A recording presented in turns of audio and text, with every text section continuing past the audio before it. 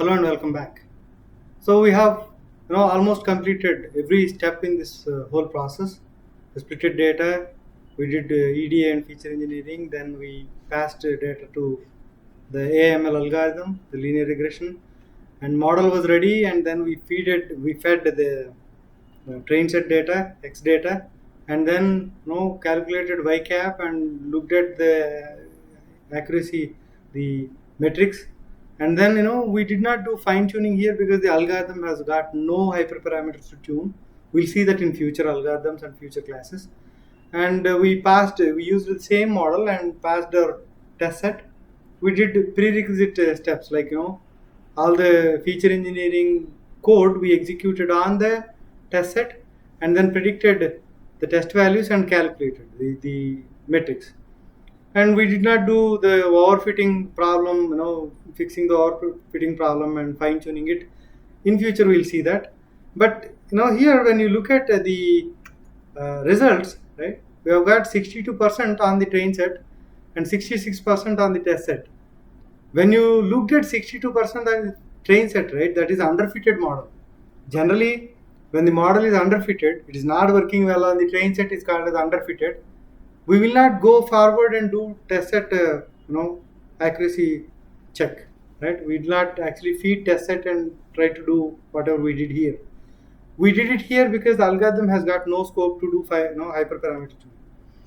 But when the model is working like this, right, we actually need to understand where the problem is and try to improve the model's performance by maybe making the model more complex or changing the algorithm.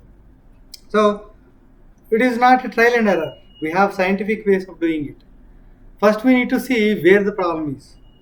There can be two problems. When the accuracy is coming so low, there can be two problems. One, the data may be sufficient. The two, the algorithm is not complex enough to understand the data's pattern. Right? So let us try to see where the problem is. To understand that, we have a concept called as learning curve.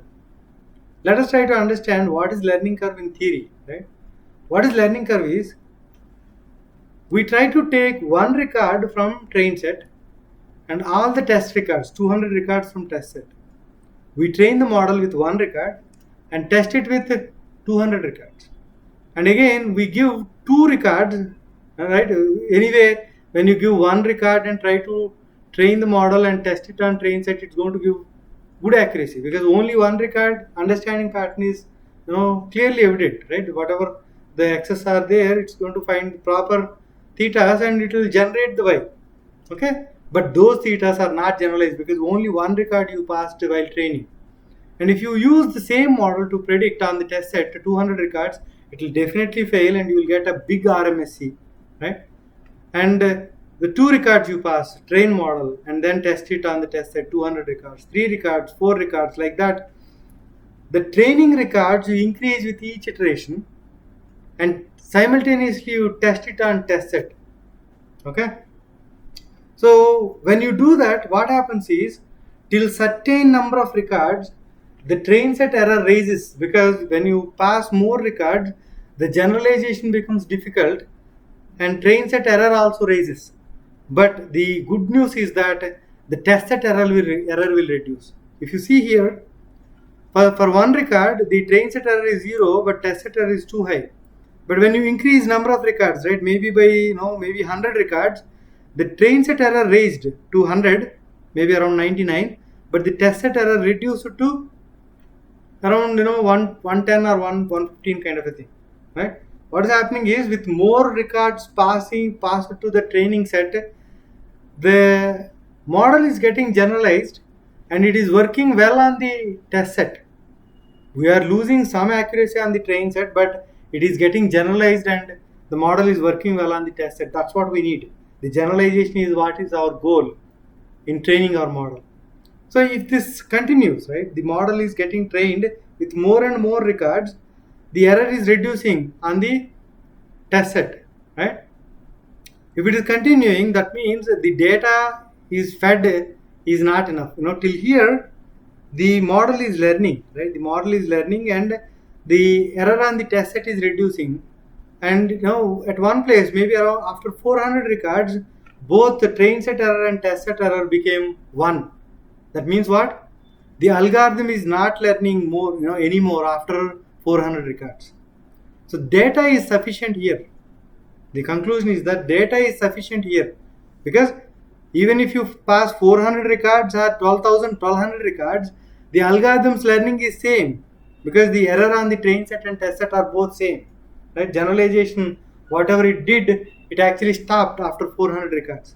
That means data is sufficient. Even if you pass 400 records, algorithm would have learned whatever it learned now.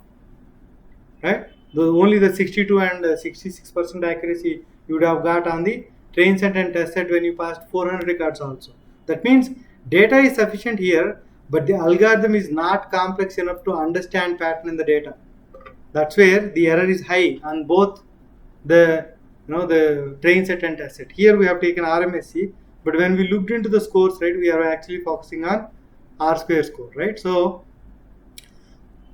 we have built this code, right? Here, if you look at it, I am capturing train set errors and test set errors in a list.